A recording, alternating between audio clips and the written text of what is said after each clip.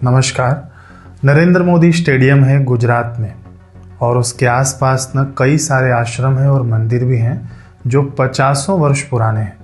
लेकिन खबर मिल रही है कि इनको नोटिस आया है कि अभी खाली करो 5 से 7 दिनों में, नहीं तो हम बुलडोजर से उसे तोड़ देंगे। पहले तो कभी मुआवजा देने की भी बात होती थी पहले के नोटिसों में कि आप यहाँ से खाली करिए, हमको स्टेडियम आगे और विस्तार करना है, बढ़ाना है। तो मुआवजा ज़मीन की देंगे आप, संपत्ति की देंगे, आध्यात्मिकता का मुआवजा कहाँ से देंगे आप? आभा और वहाँ का जो वातावरण है, वहाँ का जो ओरा है, उसकी महिमा है ना। आध्यात्मिकता खरीदी या बेची नहीं जाती, धन संपत्ति खरीदी या बेची जा सकती है। आध्यात्मिकता ट्रांसफ़र कहाँ से करेंगे आप? देखिए, राम मंदिर तो भारत में बहुतेरे हैं, कई जगहों पर है राम मंदिर, अनगिनत राम मंदिर है भारत देश में। लेकिन अयोध्या में ही क्यों बनाया गया? क्योंकि उस जगह की महिमा है, उस स्थान की महिमा है, उस जगह के आभा और ओरा की महिमा है। ऐसे ही जहाँ पर वर्षों से जप ध्यान गौ सेवा के कार्य चल रहे हैं ना, उस जगह पर अपने ही वाइब्रेशंस होते हैं, उस धरती की अपनी ही गरिमा होती है। तो क्या एक खेल के मैदान के लिए इसको हटाना उचित है? यही काम तो ज्ञानव्यापी में और भारत में कई जगहों पर हुआ था पहले मुगल शासकों द्वारा। आश्रम हटाए गए, मंदिर हटाए गए। ज्ञानव्यापी ज्योतिर्लिंग मंदिर है, उसको तक उस आताताई ने हटा दिया।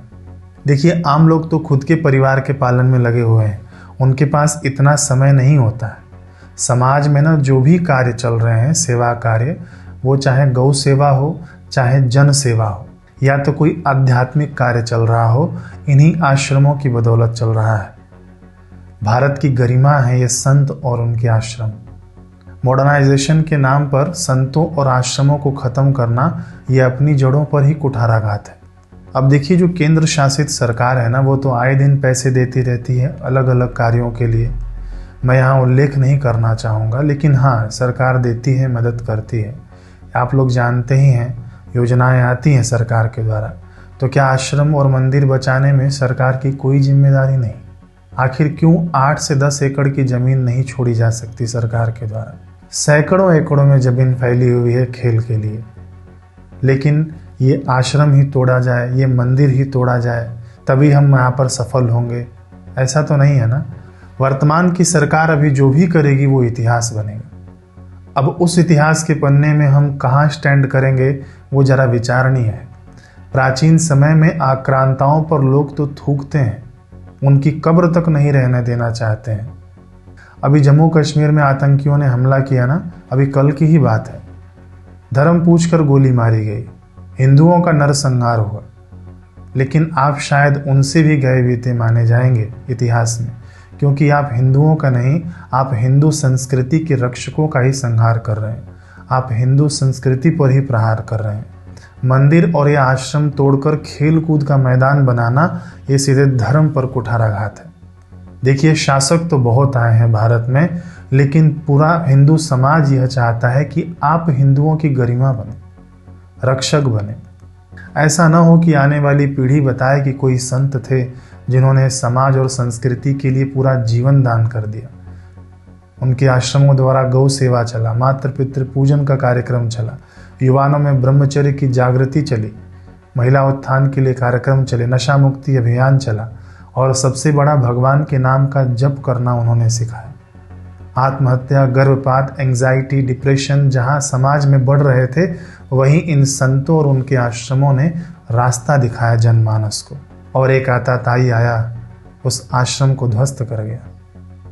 जहाँ पर कन्वर्जन का काम खूब पुरजोर रीति से चल रहा था, वहीं इस आश्रम द्वारा आज भी गरीबों में जप यज्ञ चलाया जा रहा है।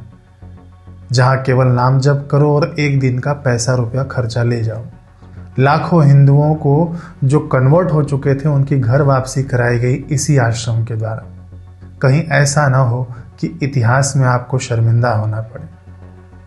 आप कहते हैं ना कि सबका साथ सबका विकास, तो प्लेग्राउंड का विस्तार करने से भारत का विकास हो जाएगा।